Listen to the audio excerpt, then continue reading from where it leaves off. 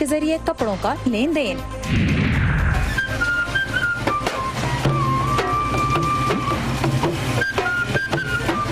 اور لاہور کا تاریخی ٹکسالی گیٹ۔ پاکستان ہو یا امریکہ، اقتدار کی کرسی پر بیٹھنے والے سخت دباؤ کا سامنا کر رہے ہیں۔ ایک طرف سڑکوں پر احتجاج ہے، دوسری طرف ایوان کے اندر مواخذے کی کوشش۔ جمہوریت کے لیے اچھا کیا ہے؟ وائس آف امریکہ واشنگٹن سے میں ہوں سارا زمان، آپ دیکھ رہے ہیں ویو 360۔ وزیر اعظم آپ استعفیٰ دے دیں ورنہ پھر اگلے دن ہم نے اس طرح کے فیصلے کرنے ہیں۔ ہم نے یہ برملا کہہ دیا کہ پرائم منسٹر کا استعفیٰ is out of question. Today, I'm announcing the House of Representatives moving forward with an official impeachment inquiry. I'm too busy to watch it. It's a witch hunt. It's a hoax. وزیر اعظم کے استعفے کے مطالبے کے ساتھ اسلام آباد کی سڑکوں پر 2 ہفتے گزارنے کے بعد جمعیت علماء اسلام کا دھرنا تو چلا گیا، لیکن مولانا فضل الرحمان اب اس احتجاج کو گلی گلی لے جانے والے ہیں اور انہوں نے خبردار کیا ہے کہ ریاستی ادارے ان کے کارکنوں کا راستہ روکنے کی کوشش نہ کریں۔ اور ادھر امریکہ کی بات کریں تو واشنگٹن میں امریکی صدر کے مواخذے کی تحقیقات کے لیے کانگریس کی کارروائی دنیا بھر میں دیکھی جا رہی ہے۔ صدر ٹرمپ کا عہدے سے ہٹائے جانے کا امکان تو کم ہے، لیکن ان کی صدارت پر چھائے سیاہ بادل جلد چھٹتے نظر نہیں آ رہے۔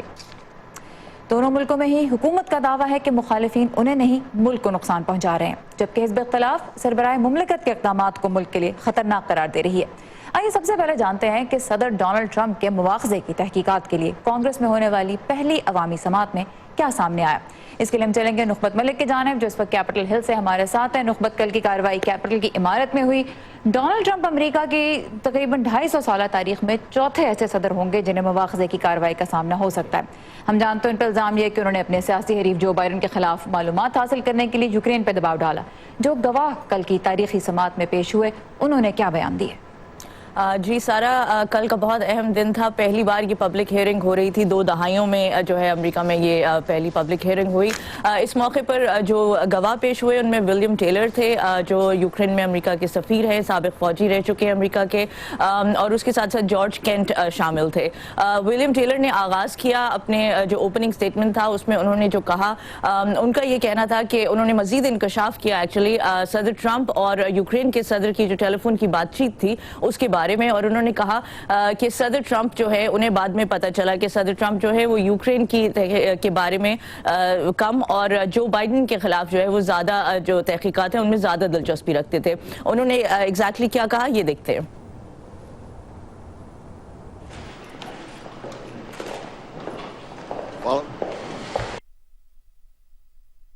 کال پر میرے سٹاف ممبر نے سفیر سونڈلن سے پوچھا کہ صدر ٹرمپ کا یوکرین کے بارے میں کیا خیال ہے، جس پر سونڈلن نے جواب دیا کہ صدر کو بائیڈن کے خلاف تحقیقات میں زیادہ دلچسپی ہے اور جولیانی بھی اس پر زور دے رہے ہیں۔ دوسری طرف جو یہ جس کمرے میں ہیئرنگ ہو رہی تھی اس میں 400 سے زیادہ لوگ موجود تھے، ریپبلکنز کی تعداد تھی، ڈیموکریٹس موجود تھے، لیکن ہم نے دیکھا کہ ایک تناؤ کی کیفیت جو ہے وہ واضح طور پہ دونوں طرف جو ہے وہ نظر آئی۔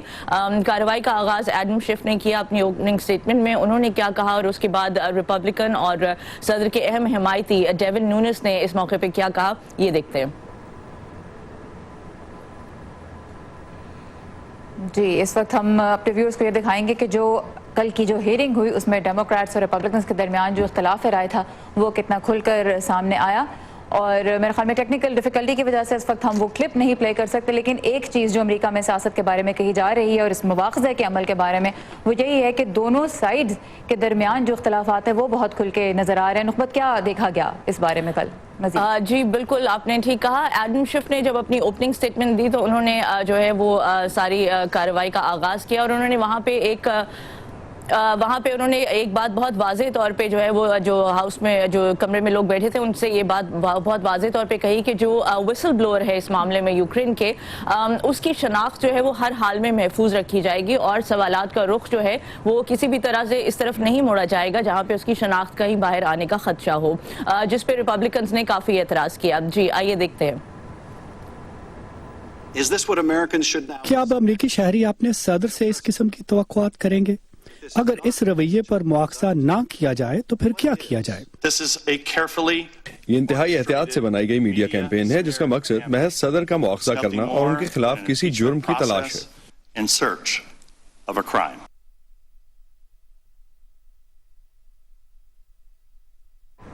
All right. جی اور صدر ٹرمپ کی اگر بات کی جائے تو کل ان کے لیے بھی کافی اہم دن تھا۔ کل رجب طیب ایردوان جو ترکی کے صدر ہیں یہاں موجود تھے، وائٹ ہاؤس میں ان کی ملاقات ہوئی صدر ٹرمپ کے ساتھ، جہاں پہ انہوں نے صدر ٹرمپ نے میڈیا سے اس مواخذے کی کارروائی کے سوال پر جو جواب دیا وہ یہ تھا کہ ان کے پاس وقت نہیں ہے، اس لیے وہ اس کی کارروائی جو ہے وہ نہیں دیکھ رہے۔ جی آل رائٹ، نقبت ملک ہمارے ساتھ ہی کیپٹل ہل سے، اور کل ہونے والی اہم کارروائی کا ایک راؤنڈ اپ انہوں نے ہمیں دیا۔ وجوہات اور طریقہ کار اگرچہ مختلف ہیں لیکن امریکہ اور پاکستان دونوں جگہ ہی حکومت کو مدت پوری کرنے سے پہلے ہٹانے کی کوشش تو کی جا رہی ہے۔ اس بارے میں ہم مزید بات کریں گے ریاست ٹیکساس میں قائم لمار یونیورسٹی سے منسلک ڈاکٹر اویس سلیم سے۔ ڈاکٹر صاحب بہت شکریہ وی او اے کے لیے وقت نکالنے کا۔ صدر ٹرمپ کے مواخذے کے لیے آوازیں تبھی سے بلند ہونے لگی تھیں جب وہ ابھی اقتدار میں آئے ہی تھے۔ صدر کہتے ہیں کہ ان پہ الزام جو اب تازہ ترین یوکرین کے اعتبار سے، یوکرین کے لحاظ سے جو لگے ہیں، ان میں الزام لگانے والوں پہ مقدمہ چلایا جانا چاہیے، اور دونوں بڑی سیاسی جماعتیں ایک دوسرے پہ الزام لگا رہی ہیں کہ وہ نظام کو اور خاص طور پہ جو جمہوری عمل ہے اس کو نقصان پہنچا رہے ہیں۔ یہ جس طرح کی صورتحال بن رہی ہے اس کا امریکہ کی ساکھ پہ کیسا اثر پڑ رہا ہے، کیونکہ دنیا بھر میں ہی لوگ یہ خبریں دیکھ رہے ہیں؟ بہت شکریہ سارا۔ دیکھیے آپ نے جو اشارہ کیا، یہ جو ڈسمسو ایٹیٹیوڈ رہا ہے صدر ٹرمپ کا اپوزیشن کی جانب، میرا خیال ہے یہی بہت بڑی وجہ بنا ہے اس مواخذے کی تحریک کی۔ اگر ہم ان کے الیکشن کے بعد کی صورتحال دیکھیں تو نینسی پیلوسی نے اور ڈیموکریٹک پارٹی نے اس وقت اشارے تو دیے، لیکن بالآخر انہوں نے یہ کہا کہ ہم مواخذے کی جانب نہیں جائیں گے۔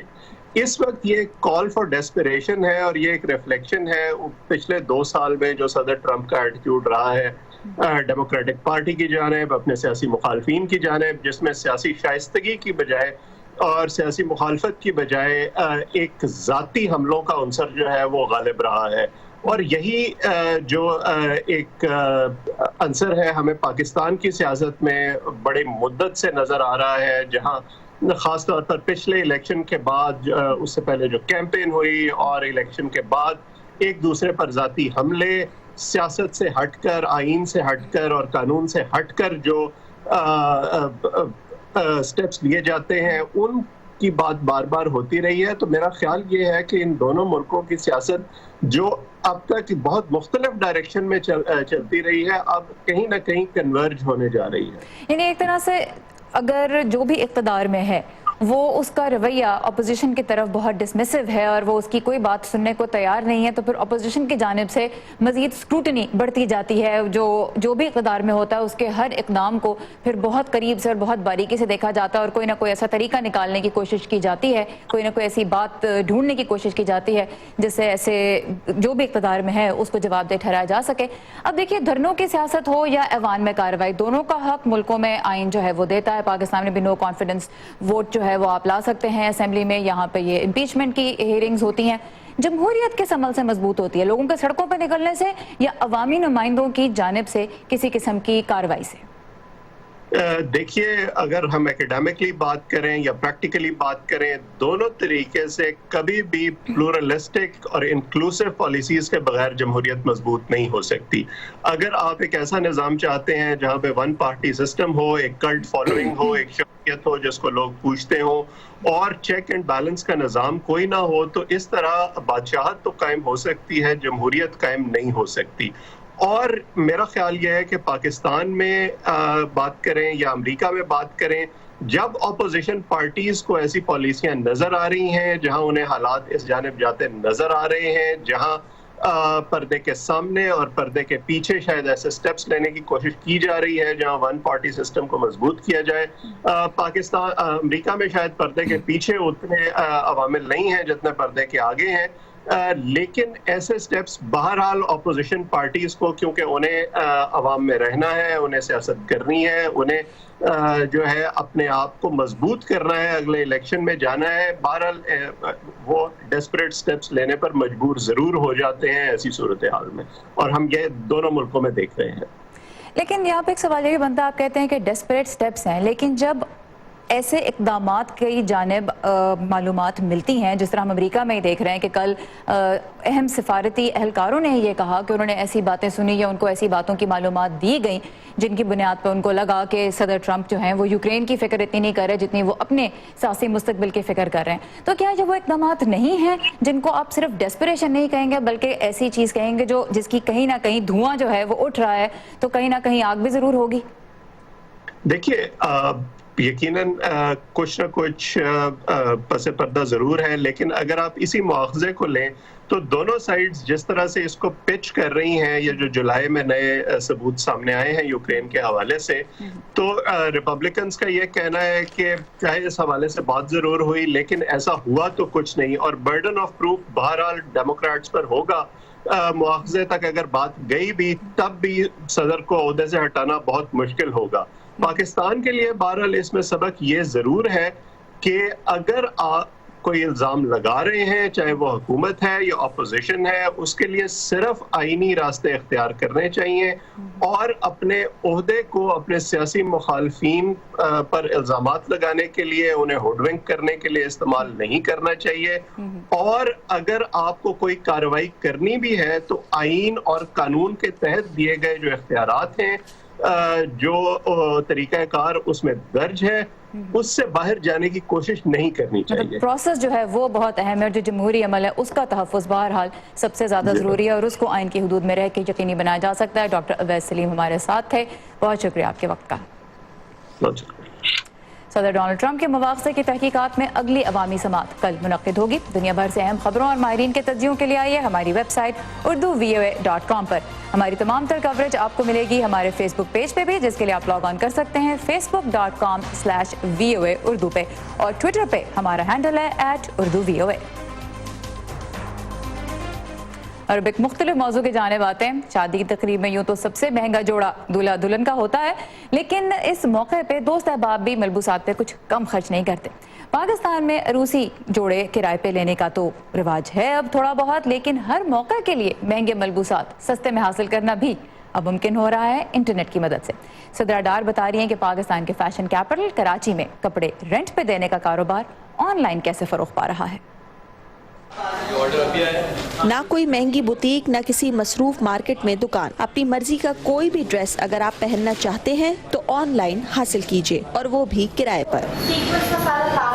کراچی کے کچھ نوجوان شادی بیاہ اور دعوتوں کے لیے انٹرنیٹ کے ذریعے بیش قیمت کپڑے کم ریٹس پر یومیہ فراہم کر رہے ہیں. مہنگائی اتنی زیادہ ہو گئی ہے تو اس کی وجہ سے اویئرنیس آ گئی لوگوں کو کہ کیا نام ہے کہ اب کپڑے ہمیں لینے چاہیے رینٹ پہ. پہلے یہاں پہ جو لوگ کسٹمرز آتے ہیں، ہماری اپوائنٹمنٹ ہوتی ہے، اپوائنٹمنٹ کے بعد جب وہ کسٹمرز آ رہے ہوتے ہیں ان کا رسپانس تھوڑا یہ ہوتا ہے کہ شادی کا صرف لیں گے، لیکن پھر وہ آہستہ آہستہ جب ہماری ڈریسز اور دیکھ رہے ہوتے ہیں نا تو وہ پھر اور بولتے ہیں کہ ہمیں ولیمہ کا بھی دکھا دیں، ہمیں پارٹی ویئر کا بھی دکھا دیں، ہمیں شادی کا، اور پھر وہ کسٹمر مینٹین ہو جاتے ہیں ہمارے مستقل کے لیے. سلور ڈریس ہے ادھر، اس کے ساتھ پورا جو ہم نے کلچ دیا ہے. عروج ایسے لاکھوں صارفین میں سے ہیں جو نت نئے کپڑوں کی شوقین ہیں، لیکن اس سے بھی زیادہ بچت پر یقین رکھتی ہیں. ہم اتنا زیادہ پیسہ ایک ڈریس پر لگا رہے ہیں، ہمیں یہ سوچنا چاہیے کہ ہم ان پیسوں میں کم از کم 3-4 ہم لوگ ڈریسز خرید سکتے ہیں. اگر ہم رینٹ پر لیں تو یہ زیادہ افورڈیبل بھی ہے اور ہر کسی کی رینج میں بھی آ جائے گا، اور اس طریقے سے ہم ہر ایونٹ میں نیا ڈریس افورڈ کر سکتے ہیں اور پہن بھی سکتے ہیں، اور اپنی خوشی کے لیے ہم مطلب دوسروں کو دکھا بھی سکتے ہیں کہ ہم نے نیا ڈریس پہنا ہے. کپڑے کرائے پر دینے کی یوں تو بہت سی دکانیں اور بوتیک ہیں، لیکن کلوزٹ کی ویب سائٹ اور سوشل میڈیا پلیٹ فارم کے ذریعے لوگ صرف ملبوسات لے ہی نہیں رہے بلکہ کرائے پر بھی دے سکتے ہیں اور گھر بیٹھے پیسے بھی کما سکتے ہیں. ہم یوزولی لائف پہ بھی جاتے ہیں تو یوزولی کامنٹس آ رہے ہوتے ہیں کہ آپ ہمارا ڈریس ہم سے خرید لیں، لیکن یوزولی ہوتا ہے کہ ہم آپ کو آپشن دے رہے ہیں کہ آپ اس سے ارن کر سکیں. ٹھیک ہے نا، آپ ہمیں سیل کر دیں گے تو آپ ارن کیسے کریں گے؟ انٹرنیٹ اور سوشل میڈیا کی مدد سے آج کم وسائل میں بھی نئے لوگوں کے لیے کاروبار کھڑا کرنا ممکن ہو رہا ہے، جبکہ پاکستانی صارفین کے لیے اس ٹیکنالوجی کی مدد سے اب ایسے آپشنز دن بدن بڑھ رہے ہیں جس سے وقت اور پیسہ دونوں کی بچت ہو سکتی ہے. شادی میں سب سے الگ دکھائی دوں، جو سوٹ پہلے پہنا ہے وہ ہر تقریب میں تو نہیں پہنا جا سکتا نا. ایسی سوچ اور ان مسائل کا حل اب نکل کر سامنے آ چکا ہے، جس سے صرف دلہا دلہن ہی نہیں بلکہ ان کے عزیز و اقارب بھی فائدہ اٹھاتے ہوئے بہت سے پیسوں کی بچت کرنے میں کامیاب ہیں. Sidra Dar, voice of America, Karachi. پیسے کی وسعت کا ایک اچھا آئیڈیا. ایک اور اچھا آئیڈیا اب آپ کو دکھاتے ہیں. پلاسٹک کا کچرا ہماری بقا کے لیے مسئلہ بنتا جا رہا ہے, لیکن اس کا ایک منفرد حل ہے پلاسٹک کی اینٹیں, جن سے اسکول تعمیر کیے جا رہے ہیں. بچوں کے لیے اقوام متحدہ کے ادارے یونیسیف اور لاطینی امریکی ملک کولمبیا کی شراکت داری سے افریقہ میں پلاسٹک کے کچرے سے اسکولوں کی بنیاد رکھی جا رہی ہے. مزید جانتے ہیں اس رپورٹ میں.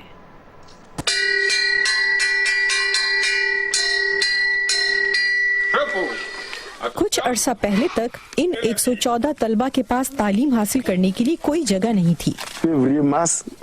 یہ فروری اور مارچ کے مہینے تھے اور تیز ہوا کے ساتھ بارش ہو رہی تھی. جب ہم سو کر اٹھے تو یہ دیکھ کر حیران رہ گئے کہ ہمارے اسکول کی عمارت گر چکی تھی.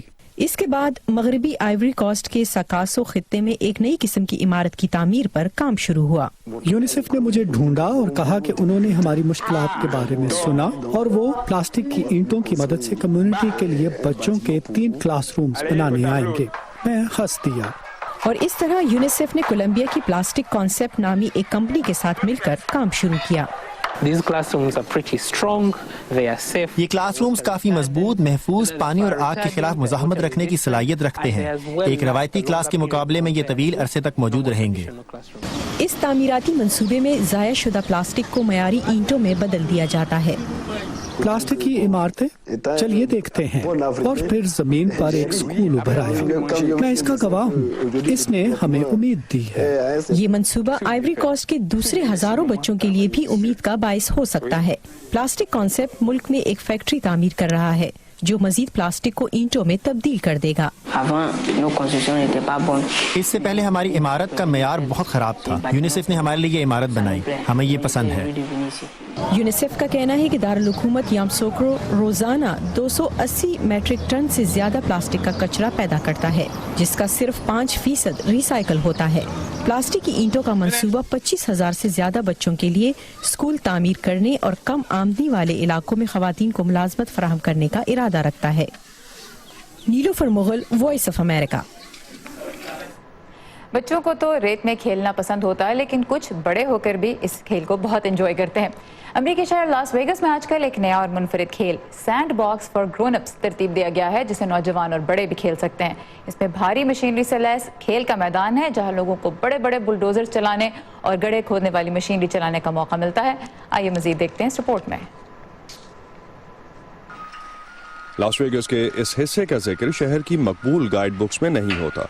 یہ دیکھنے میں صنعتی علاقہ لگتا ہے، لیکن مقامی افراد اور سیاح یہاں ایک منفرد تجربے اور تفریح کے لیے آتے ہیں. یہاں انہیں موقع ملتا ہے کہ وہ ریت میں بھاری بھرگم بلڈوزرز اور زمین کھودنے والے بڑے ایکسکیویٹرز چلا سکیں. نیوزی لینڈ کے ایڈمم کو یہ خیال آیا اور انہوں نے ڈگ دس کے نام سے یہ کام شروع کیا. میرا خیال ہے کہ آپ کہہ سکتے ہیں کہ میں آج تک اپنے ریت کے ڈبے سے باہر نہیں آ سکا. مجھے ہمیشہ سے بھاری مشینری کا تجسس اور اسے استعمال کرنے کا شوق تھا. ایک دن مجھے خیال آیا کہ اصلی مشینری سے کھیلنا کیسا لگے گا، اور جب میں نے تحقیق کی تو کوئی یہ کر بھی نہیں رہا تھا، تو میں نے یہ شروع کر دیا. ہم چاہتے ہیں کہ لوگ بھاری مشینری استعمال کرنے کا تجربہ کریں. ہمارے پاس یہاں 9 بڑی مشینیں ہیں. وہ لوگ جو 20 ٹن کی تعمیراتی گاڑی کو کنٹرول کرنے کا خواب دیکھتے ہیں وہ $300 فی گھنٹہ ادا کر کے اس کا تجربہ کر سکتے ہیں. لیکن اس سے پہلے انہیں محفوظ انداز میں ان مشینوں کو چلانے کا مختصر کورس کرایا جاتا ہے. پھر ہی وہ اس بھاری مشینری کو استعمال کر سکتے ہیں اور پھر ان کی صلاحیتوں کا امتحان ہوتا ہے، جیسے بڑے بڑے ٹائروں کو ایک جگہ سے دوسری جگہ منتقل کرنا، زمین میں کھدائی اور ایکسکیویٹر باسکٹ بال کھیلنا. یہ اتنا غیر معمولی ہے کہ لوگ ملک بھر سے یہاں آتے ہیں، جیسے سینڈرو ایرازو جو بوسٹن سے یہاں آئے ہیں. میں اپنی سالگرہ کے لیے لاس ویگس میں تھا. ویگس میں آن لائن کچھ تفریحی جگہوں کا جائزہ لیا تاکہ اچھا وقت گزارا جا سکے. زیادہ تر سیاح 14 سالہ میکس برجر سے عمر میں زیادہ ہے. میکس بھی اپنی گاڑی آسانی سے چلانے کے لیے تیار تھے. میں گزشتہ سال یہاں آیا تو بہت مزہ آیا، اس لیے میں پھر سے آیا ہوں. میں اس طرح کی مشینری تب سے چلا رہا ہوں جب سے 3 سال کا تھا. مجھے یہ کام بہت پسند ہے. ایڈمم کا کہنا ہے کہ صرف لڑکے ہی نہیں جو اس تفریح سے لطف اندوز ہوتے ہیں. ہمارے صارفین میں 50% خواتین ہیں. صرف لڑکے ہی نہیں ہیں جو یہ کرنا چاہتے ہیں، خواتین بھی اندر ہی اندر یہ تجربہ کرنا چاہتی ہیں. 2007 میں جب سے ڈگ دس کھلا ہے، مم کا کہنا ہے کہ ان کا کاروبار مستحکم ہی ہوا ہے. انہیں امید ہے کہ وہ ایک دن دنیا کے دیگر حصوں میں بھی اس کی شاخیں کھول سکیں گے. رومن ممنوف کے ساتھ اسد اللہ خالد، وائس آف امریکہ. کیا آپ نے کبھی اپنے جنازے کے بارے میں سوچا ہے؟ جنوبی کوریا میں کچھ لوگ خود اب اپنے جنازے میں شرکت کر رہے ہیں تاکہ انہیں اندازہ ہو سکے کہ یہ زندگی کتنی قیمتی ہے. 2.5 گھنٹے طویل ایک نقلی جنازے میں حصہ لینے والے اپنے آخری کلمات کاغذ پہ لکھتے ہیں اور پھر 10 منٹ کے لیے اندھیرے تابوت میں بند ہو جاتے ہیں اور پھر اس پیغام کے ساتھ گھر واپس جاتے ہیں کہ اب ان کا نیا جنم ہوا ہے اور وہ اپنی پرانی مصیبتوں اور تلخ یادوں کو بھلا کر ایک نئی زندگی کا آغاز کر سکتے ہیں. یہ پروگرام جنوبی کوریا میں 2012 سے جاری ہے اور ہزاروں افراد اب تک اس میں شرکت کر چکے ہیں. کہتے ہیں جس نے لاہور نہیں دیکھا وہ پیدا ہی نہیں ہوا، لیکن لاہور میں دیکھنے کو اتنا کچھ ہے کہ وہاں پیدا ہونے والے بھی سب کچھ جاننے کا دعویٰ نہیں کر سکتے. تو آج چلتے ہیں پرانے لاہور کے تاریخی ٹکسالی گیٹ کی سیر کو. معروف بادشاہی مسجد کے قریب واقع لاہور کے دروازے کے اندر داخل ہوں تو تاریخ آنکھوں کے سامنے زندہ ہو جاتی ہے. تو آج چلتے ہیں نوید نسیم کے ساتھ. بادشاہ مسجد سے متصل لاہور کا ٹکسالی دروازہ لاہور کے 13 دروازوں میں سے ایک ہے جہاں قدیم فن تعمیر کے شاہکار آج بھی اصل حالت میں موجود ہیں. علاقے کی تاریخی اہمیت کو دیکھتے ہوئے وال سٹی لاہور اتھارٹی سیاحوں کے لیے خصوصی ٹورز منعقد کرواتی ہے.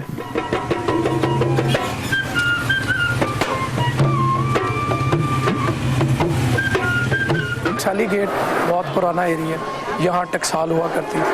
اکبر کے دور میں بھی یہ دروازہ یہاں بنا ٹکسالی گیٹ، تو یہاں ٹکسال ہوتی تھی.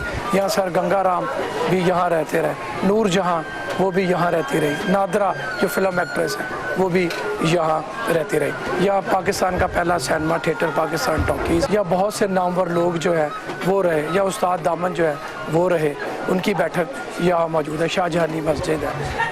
خصوں اور پشاوی چپلوں کا شیخ پوریاں بازار بھی یہیں قائم ہے، جبکہ بازار میں آلات موسیقی کی دکانیں بھی موجود ہیں.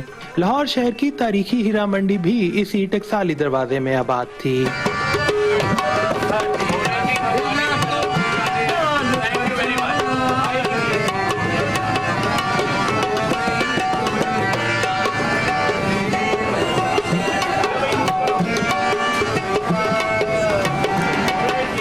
دور میں تعمیر کردہ حویلی بارود خانہ آج بھی اصل حالت میں قائم ہے، جو کہ قدیم فن تعمیر کا عالیشان نمونہ ہے.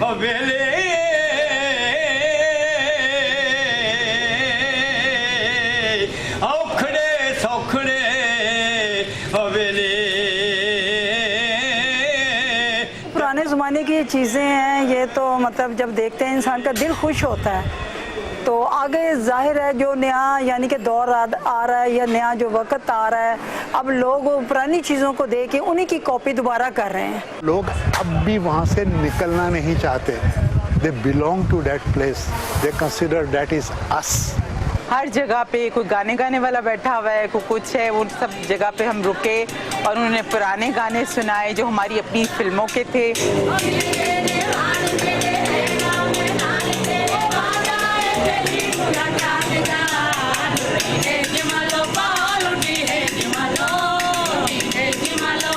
نوید نسیم، وائس آف امریکہ، لاہور. اسی کے ساتھ ختم ہوتا ہے آج کا ویو 360. آپ کی فیڈ بیک کا ہمیں انتظار رہے گا. آئیے facebook.com/VA اردو کے پیج پہ. اس کے علاوہ ٹویٹر پہ ہمارا ہینڈل ہے @UrduVOA اور انسٹاگرام پہ آپ اردو ویو کو فالو کر سکتے ہیں، جہاں ہم آپ کے لیے بھی بہترین تصاویر بھی پوسٹ کر سکتے ہیں. آپ یہ تصاویر ہمارے ساتھ شیئر کیجیے #UrduVOA کے ساتھ. سارے زمان کو بھی اجازت دیجیے. خدا حافظ.